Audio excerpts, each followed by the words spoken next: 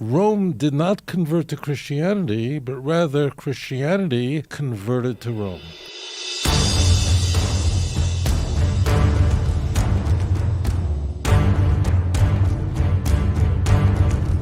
Rabbi Tobia's life mission is to bring converted Jews back home. And I want to start with a question that struck me. And now this is Christmas and Hanukkah. And nowadays we see that the spirit of Christmas is coming into the gist of Israeli life. So you can see Christmas tree all around Tel Aviv. And you have Merry Hanukkah parties. And you have many, many parties that combine together Christmas with Hanukkah. So we had Novi God in the, 20 years ago, and people said, this is not a religious holiday. This is a Russian holiday. But now this is pure Christmas. You go to Sarona Market in Tel Aviv, this is Christmas. You go to Jerusalem, even the Israelis, the Jews, go to celebrate Christmas. And my first question is, do you consider this part of going to the culture of Greece, going to the culture of Mityavnim, or do you think that someone is standing behind this trend and put money to enforce the idea of Christmas in Israel? I am very fortunate that I live in an area called Lev Yerushalayim, and I have not seen a Christmas tree. I'm very glad I made Aliyah to where I live in Yerushalayim rather than Tel Aviv, based on what you're telling me. So as it turns out, the Christmas worship, which is nowhere found in the Christian Bible, not only is Christmas holiday nowhere to found in the New Testament, but Hanukkah is in the Christian Bibles in John chapter 10. Just a strange thing. But what is behind, what fuels Christmas is the pagan worship of the sun.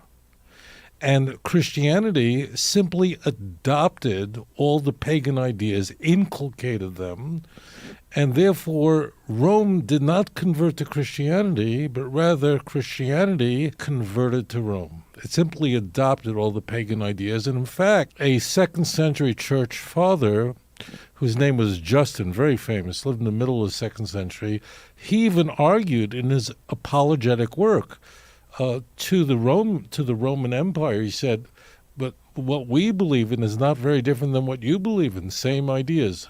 But let's talk about it, because when he was around, there was no Christmas. We even find the Christmas tree clearly forbidden in Tanakh. Now, what's behind it? What are you talking about, a Christmas tree? Well, as it turns out, why is December 25th celebrated with wild festivities throughout the Roman Empire before Christianity? Because if you worship the sun, and the sun was always the god behind all the avodah zarah, the foreign worship. I mean, it's not an accident that Christianity would adopt Sunday as their Shabbat rather than the seventh day. What is behind it? Well, if you worship the sun, the winter was something that was very frightening because your God was receding. The nights are getting longer and the days shorter. But something began to happen around December 25th. An accurate clock is a relatively modern invention, but they realized at this point in the year that finally the days are getting longer and the nights are getting shorter. And they would celebrate this with wild festivities. And that's why there's a Christmas tree. What kind of tree is used in a Christmas tree? The evergreen tree. What's striking about that tree? Its leaves remain green. That's why it's called evergreen even during the winter, whereas other trees, all the leaves die and fall off, they turn brown. Evergreen means it, and that's the god called Sol Invictus. That's what's right behind this idolatry of Christianity, in that this tree made it, so therefore what we're going to do is we're going to take one of these trees from the forest, chop it down, and bring it into our house because we see the sign from heaven. And if you think I'm making this up, go to Jeremiah chapter 10.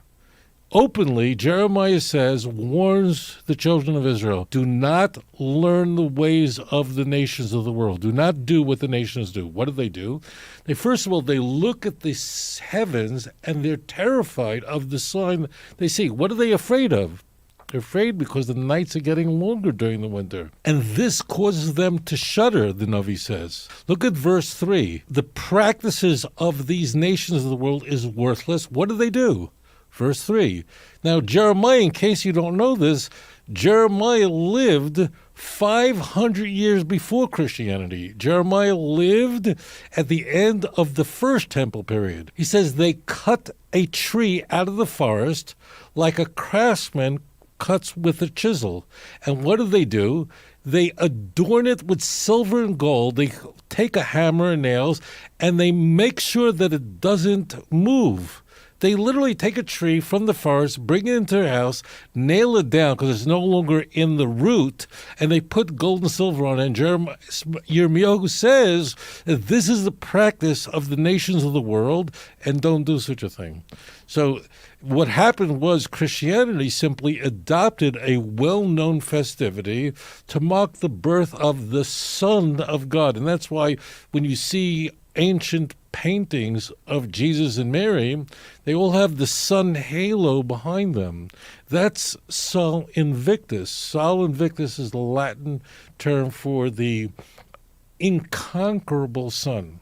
So this is pure idolatry, pure avodah zarah, and the church would adopt this. Also, and the first time we see a worship of Christmas is in 336. Right? And that's very important because that's essentially a decade after the Council of Nicaea.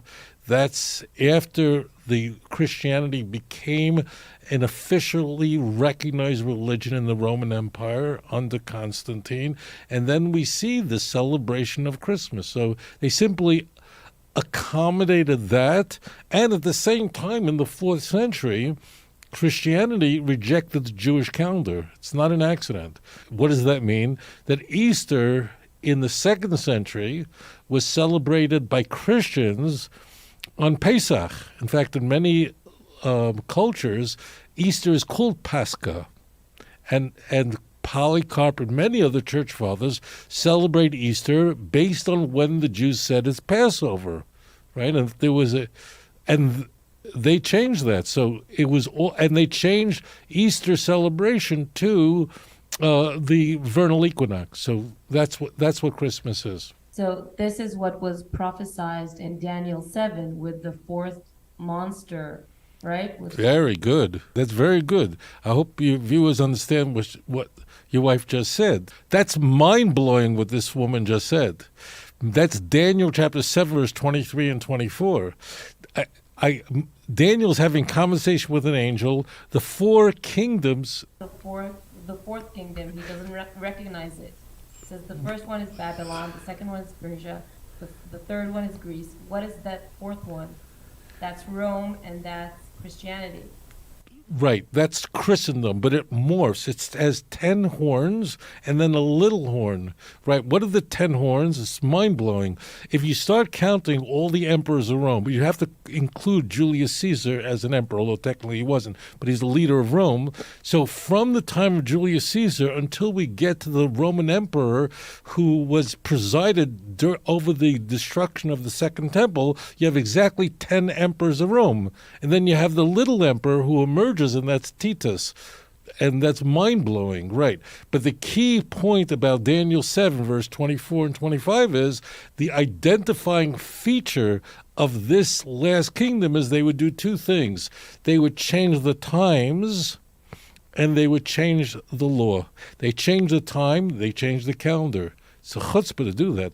And second, they change the laws, and that's all contained in Colossians 2:16 and 17. Openly, Paul says, so it's not like the Romans invented this.